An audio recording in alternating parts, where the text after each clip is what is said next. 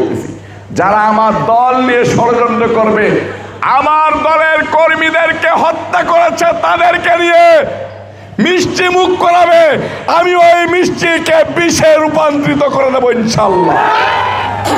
আমাকে যারা গুলি করেছে স্বৈরাচারের পেটোয়া বাহিনী, পুলিশ, নির্দেশদাতা ছিলেন হাসিনা, স্বৈরাচারী হাসিনা। আমি যতই বড় হই আমার আপনাদেরকে ছেড়ে যাওয়ার সুযোগ নেই, আমি যতই ছোট হই, নিকৃষ্ট হই, আপনাদেরকে ছেড়ে যাওয়ার আমার সুযোগ নেই। সৃষ্টিকর্তা আপনাদের সাথে আমার বন্ধন লিখে দিয়েছে, এই বন্ধন ছড়াবার মতো কেউ নেই। কিছু কিছু লোক সন্ত্রাসীদেরকে শেল্টার দিয়ে সন্ত্রাসী কায়েম করতে চায়। যারা সন্ত্রাসীদেরকে শেল্টার দেয় তারা কি সন্ত্রাসের বাইরে? তারাও সন্ত্রাস।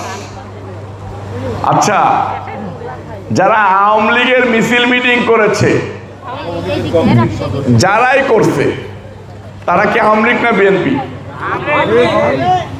সেই আওয়ামী লীগ যদি আবার এক সময় বিএনপি করত, আওয়ামী লীগের সময় আওয়ামী লীগের সাথে মিছিল মিটিং করছে, ছবি আছে, তারা আবার এই 5 তারিখের পরে নিজেদেরকে বিএনপি সাজাইতে চায়।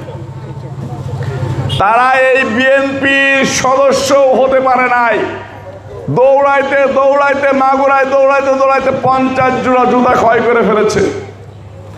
তারা যদি রবিউল ইসলাম নয়নকে নিয়ে ষড়যন্ত্র করতে চায়,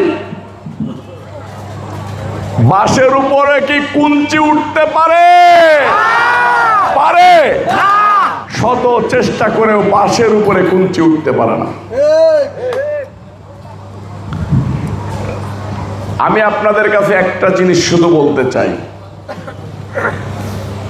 আমার দল বিএনপি, আমার আবেগ, আমার অনুভূতি, আমার ভালোবাসা, আমার রক্তের ঘামের পরিশ্রম দিয়ে যে দলকে আমি দীর্ঘ 17 বছর যাবৎ গুলি খেয়ে হামলা মামলার শিকার হয়ে জেল জুলুম রিমান্ডকে উপেক্ষা করে যে দলের সাথে আছি, সেই দলের কোনোভাবেই কোনো ক্ষতি হবে রবিউল ইসলাম নয়ন কি সেটা মেনে নেবে?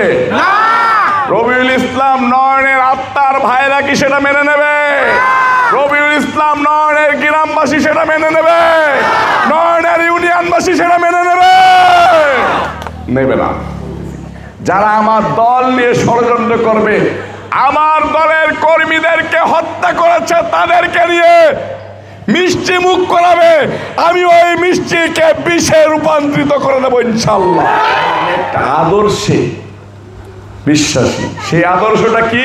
সেই আদর্শটা হচ্ছে বাংলাদেশের পক্ষের শক্তি শহীদ রাষ্ট্রপতি জিয়াউর রহমান। শহীদ রাষ্ট্রপতি জিয়াউর রহমান সাহেবের সন্তান তারেক রহমান, শহীদ রাষ্ট্রপতি জিয়াউর রহমান সাহেবের সহধর্মিণী বেগম খালেদা জিয়া। এই আদর্শ থেকে আমি এক চুল এদিক ওদিক হব না।